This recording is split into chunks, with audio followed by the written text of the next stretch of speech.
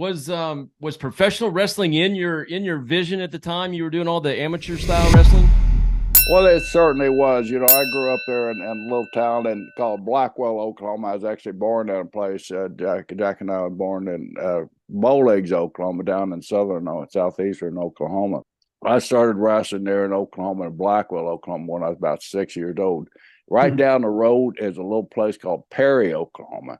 Any wrestling fan knows where Perry, Oklahoma is. It's the home of the great Danny Hodge.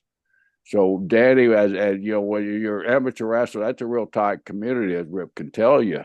So Danny would come over and work out with the Blackwell group, and the Blackwell better guys would go work out with the Perry group, and then Danny got on TV as a professional wrestler. I'd already come in contact with him when I was about 5, 6 years old, so I knew who Danny Hodge was right off the bat. And of course, he was my hero. He was my idol. My brother Jack had bigger aspirations. Lou Thez was his idol, and so Jack wanted to be world heavyweight champion, and I wanted to be world junior heavyweight champion. I want to beat Danny Hodge for the world junior heavyweight title. Now, I got that title, but I never did beat Danny. Go ahead, Rip. I'm sorry. Correct me if I'm wrong, but Danny Hodge, I think he was the first amateur wrestler, ever to be on the cover of Sports Illustrated. That's exactly right, and I got that magazine around here Wow. somewhere with Danny's signature on it, that's one of my proudest memorabilia things. And he was the first and only amateur wrestler ever to grace the cover of it. You think back, man, the Dan Gables, the Cale Sandersons, all these great amateurs that's been on the cover. A few years back, there was a one-legged guy from Arizona, Anthony Robles, who won a national championship. I was thinking, man, this is going to break Danny's Hodge's record of being the only guy on there. Because what a better story. This guy born one leg, and then he goes on and wins the highest honor in amateur wrestling, one of the toughest sports around.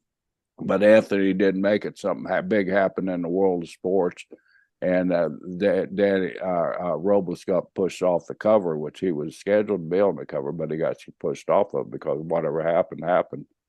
And so Danny still remains the only guy ever on Sports Illustrated cover.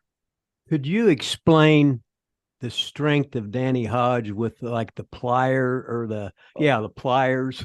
Yeah. Oh, I'm fortunate enough. I got to witness several feats of strength, as we call them there, by Danny Hodge. And of course, the apples, that was an everyday deal. That Danny did right. that just to make guys laugh, and put the little fear of God in them if he had to compete with them. But I got to travel with Danny, being an amateur wrestler, and him being, I got to drive him around. Of course, my car, when I started the business, as most of us, we all had old beat up cars. Danny had been champion for a while, so he had one of those big Cadillacs. So, hey kid, you want to drive me? So I, of course, Mister Hodge, I want to drive you. I get to drive that new Cadillac around with Danny Hodge and the seat there. Danny had all these pull. You don't Rip, back in the old days, with no interstate, so you got to really see the countryside. I mean, you really, those old highways. And so we go down to Arkansas from Tulsa, travel those back roads, and when you travel on those back roads, you got all those little communities you go through. Each one of those communities, Danny had a pie shop, he had a coffee shop, he had just a place where you go in bullshit shop. He had all these places, people knew Danny, of course, and Danny would stop at BS. Well, you know what kind of person Danny had, Rip. I mean, he was a really personable guy, really likable guy. So one time, the plower, get to the plower story first, but that was your question. So these new plowers come titanium steel or whatever they're supposed to be, the unbreakable steel. Nobody can break these plowers. So we go into this hardware store on one of these little roads that we're traveling on, going down to Arkansas or wherever the hell we go. Maybe it's Missouri, I don't know. But Daddy pulls over one of these hardware stores. He said, "Hey kid, watch this. I've been wanting to try this." Now they'd never done it before. They, like I said, these titanium steel belt plowers had just come out. So we walk in. He said, "Hey, you got any of those new plowers I've been seeing on TV?" Yes, sir, we sure do. He said, could I see a couple of them just to test their strength? Yes, sir, you sure can. They're unbreakable. Nothing can break these things. They're PSI, all that BS. It's impossible to break these things. Danny reaches in the box. Are you talking about these here? And the guy said, yes, sir. Danny just proceeds to crunch down on snap. The guy, well, it must have been a default and it must have been cracked. And he had Danny another pair. So Danny breaks that. And now Danny, well, that must have been a defect too. He said, I thought these things were unbreakable. Well, they are, sir. I've never seen or heard anybody break it. And then the guys, about this time, there's a crowd starting to get him. When, Danny with a crowd, man, he said, he. And now he's really going to put on a show. He takes them and puts them in both hands. And he said, okay, here we go. Boom. He breaks 2 more pairs. And all, these are expensive. All of a sudden, the guy gets the box, picks the box up, Mr. Hodge, I'm sorry, we have no more. He went through his own damn inventory of these unbreakable.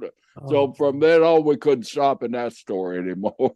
But yeah, then these steel belt radios come out. That's how old we are. Then steel belt radios first come out. They're talking about how strong they are.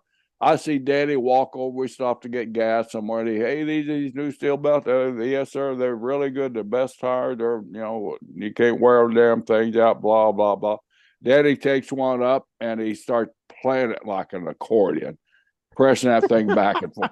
That guy's just flipping it. Hodge had that remarkable strength that's legendary, of course. And, one thing about working with him, and Rip can tell you this too, Danny would have those flashbacks. Sometimes you get out and say, I was Oklahoma State guy and he was OU guy, so we had that natural rivalry going all the time. So Danny would get out in that ring and, the people were going to start getting with him. And you could just feel Hodge's body start to tense up.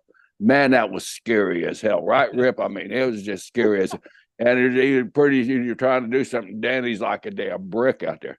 Yeah, hey, Tiger, it's a work. We're not in Gallagher Hall. Gallagher Hall is what, of course, we're Oklahoma State University wrestle. You'd have to bring it back to reality. Sometimes you're going to big gold and a billfold, so swole that I can't get the shit closed. So I money fold and rubber band wrap, and when it